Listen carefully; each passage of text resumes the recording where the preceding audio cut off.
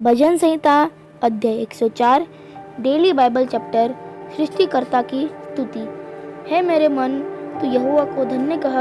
हे मेरे परमेश्वर यहोवा, तू अत्यंत महान है। तू वैभव और ऐश्वर्य का वस्त्र पहने हुए है, जो उजाले को चादर के समान ओढ़े रहता है और आकाश को तंबू के समान ताने रहता है, जो अपनी अटारियों की कड़ियाँ जल में धरता है और मेघों को अपना रथ बनाता है और पवन के पंखों पर चलता है, जो पवनों को अपने दूत और धधकती आँख को अपने टहलुए बनाता है। तूने पृथ्वी को उसकी नींव पर स्थिर किया है, ताकि वो कभी न डगमगाए। तूने उसको गहरे सागर से ढांप दिया है, जिसे वस्त्र से जल पहाड़ों के ऊपर ठहरा गया।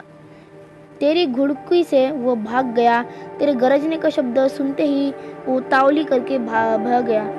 वो पहाड़ों पर चढ़ गया और तराइयों के मार्ग से उस स्थान में उतर गया जिसे तूने उसके लिए तैयार किया था। तूने एक सीमा ठहराई जिसको वो नहीं लांघ सकता है और न लौटकर स्थल को ढप सकता है। तू नालों में सोतों को बहाता है, वे पहाड़ों के बीच से बहते हैं, उनसे मैदान के सब जीव जंतु जल पीते हैं। जंगली गधे भी अपनी प्यास बुझा लेते हैं।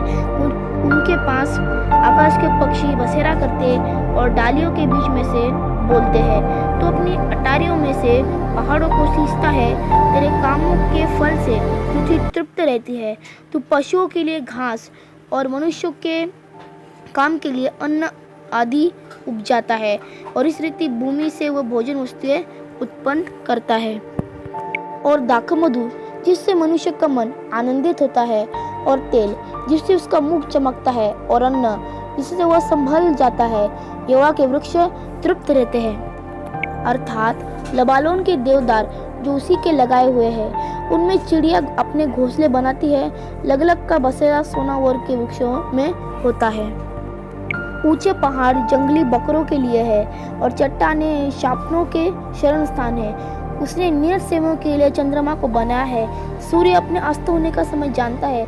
तू अंधकार करता है, तब रात हो जाती है, जिसमें वन के सब जीव जंतु घूमते फिरते हैं।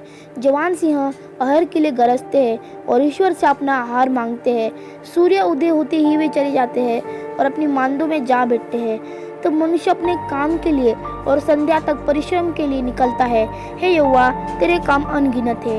इन सब वस्तुओं को तूने बुद्धि से बनाया है। पृथ्वी तेरी संपत्ति से परिपूर्ण है, इस कारण समुद्र बड़ा और बहुत ही चौड़ा है, और उसमें अनगिनत जलचर जीव जंतु, क्या छोटे क्या बड़े, भरे पड़े हैं। उसमें जहाज भी आते जाते हैं, और लिवातान भी, जिसे तूने वहाँ खेलने के लिए बनाया है। इन सब को तेरा ही आसरा है कि तू उनका आहार समय पर दिया करे।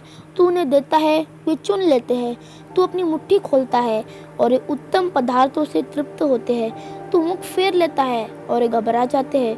तू उनकी सांस ले लेता है और उनके प्राण छूट जाते हैं और मिट्टी में फिर मिल जाते हैं। फिर तू अपनी ओर से सांस भेजता है और वे सिरजे जाते हैं, और तू धरती को नया कर देता है। यहोवा की महिमा सदा काल बनी रहे।